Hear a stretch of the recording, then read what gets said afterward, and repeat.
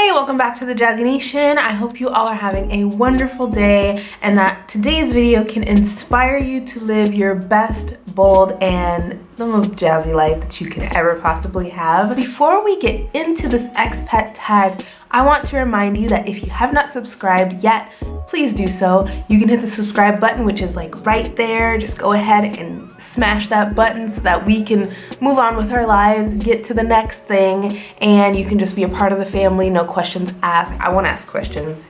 You don't need to ask questions, just subscribe. Anyways, it would actually mean a lot to me. So I have a friend on YouTube, his name is Jake, and I first saw this expat tag done on his channel, and ever since then I knew I had to do this tag for myself because why the heck not, right? Just so you all can get to know a little bit more about me and what I'm doing here in Morocco. So I did a little research, and what I came to find was that other expats actually did this tag as well. So what I did is I pulled my questions straight from Antoinette Emily. She's another YouTuber here on the platform, and yeah, I'm gonna use the questions that she used for her video. All right, so let's get to the tag, shall we? What is your home country? My home country is actually the United States. Where do you currently live? I just mentioned it. I do in fact live in Morocco. What was the easiest part of adjusting to my new country? The easiest part about adjusting to Morocco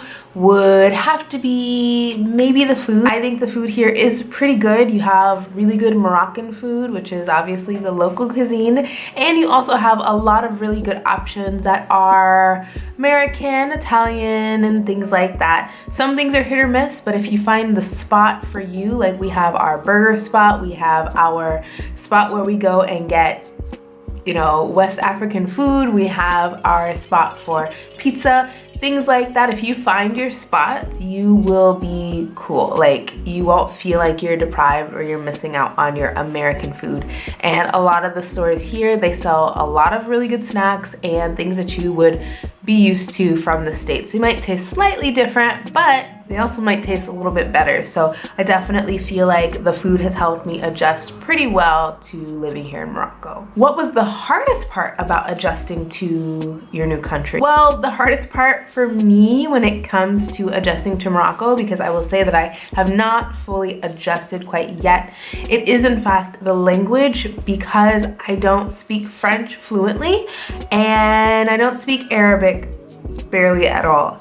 However, I will say that you don't need to speak Arabic or French. You can get by with English because a lot of people do in fact speak English, but it would be of your best interest to at least have some basic knowledge of either Arabic or of French. And here, the Arabic that is spoken, at least where I live, is Darija. So if you already have a working knowledge of Arabic, it might not be what you need in particular to communicate here in Morocco. For me, the language has been tough because I just feel like I'm not super comfortable when I'm going places, and I don't always venture out somewhere because I used to be really nervous to have to talk to people, but I'm getting a lot better. I'm forcing myself to really get out of the box and really just communicate. Even though I make mistakes, it's okay to make mistakes because people will appreciate the effort in the long run. So yeah, it's been hard to adjust because of the language, and it's still a little difficult, but I'm pushing through because I really want to make an effort and I really want to be able to communicate with people because people here are pretty nice, and yeah, I want to talk to them. Describe a moment when you felt like you belong. I'm gonna be honest with you, I am still trying to figure out my place in this world. I do not have many friends outside of these walls necessarily, but that's okay. I feel like I'm definitely very introverted, so it's probably my fault. But even when I try to venture out and meet new people and all of that kind of stuff, it's difficult. I would just say maybe the language barrier adds the extra factor in there as well.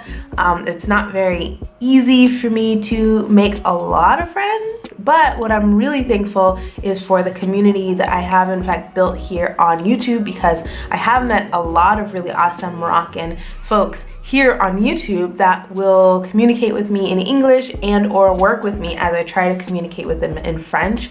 And so that's been nice, and it's been really encouraging because it's made me kind of feel like I should get out a little bit more and try to connect with people. But within our little community that we have here and the expats that are also living here in Morocco, I haven't really like meshed well with them. I just feel like a lot of people that I've met I don't have very much in common with, so I'm still trying to figure out the adjustment period for me when it comes to the social aspect. But when it comes to my home, I feel like I'm almost there. I'm getting it to be zen like I like it. The colors are kind of coming together, and yeah, I'm also figuring out like what stores I like and where to get things that I really enjoy and that make me feel happy, especially when it comes to home stuff. So that's been super awesome, super dope. So I'm happy about that. Describe one major difference between your home country and your adoptive country. Probably language. I mean, that's a given, of course. What's one thing you said yes to in your new country that you maybe wouldn't have said yes to in your home country? My sense of adventure has definitely grown, and my travel spirit has grown. I mean, living here in Morocco, this is my first experience traveling outside of the United States, and it's been good so far. What's one thing you regret doing when you moved to your new country? I'm so embarrassed. Like, I am, but one thing I regret doing when I first moved to Morocco was staying inside the house. I was hit with the culture shock bug. I was hit with it, and I mean, you hear the traffic, right? That traffic on the very first day, I just felt like my ears were gonna fall off, and I just wanted to crawl in a bubble and just wrap myself up and just like transport myself. But that was really ignorant of me because I just didn't know like what this life actually had to offer. So for the first couple of days I stayed inside and I didn't meet very many people. I think maybe I met one or two new people. I saw one or two new faces, but I just kind of decided, well, I might just be a home person. This might be my new life. And then once we went on our first adventure, I don't remember where it was. I think maybe it was taking the train to Rabat.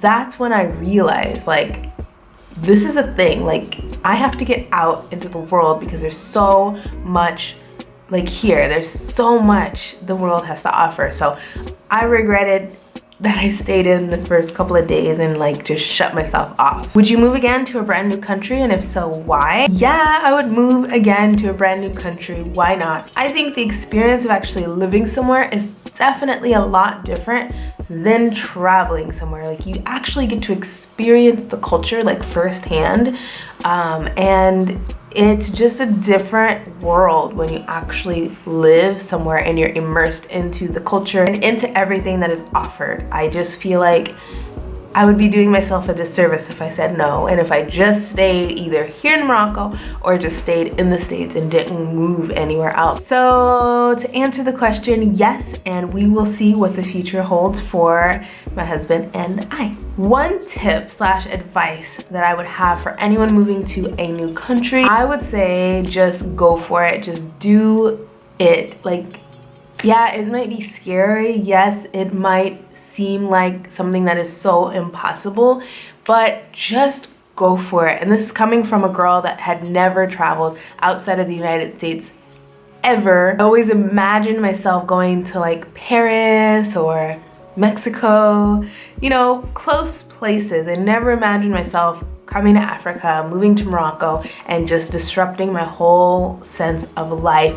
But it was totally worth it. Do I get homesick? Do I miss my mother? Do I want to eat hot Cheetos on a regular? Maybe, but it's okay because the trade-off, you know, it's just different, and it's worth the risk. It's worth taking that risk. So I would definitely recommend that you just go for it. You can always move back home, right? Anyways, that is it for today's video. I hope that you enjoyed the expat tag. I'm glad that I was able to do this. I'm glad we got to chat. Bye.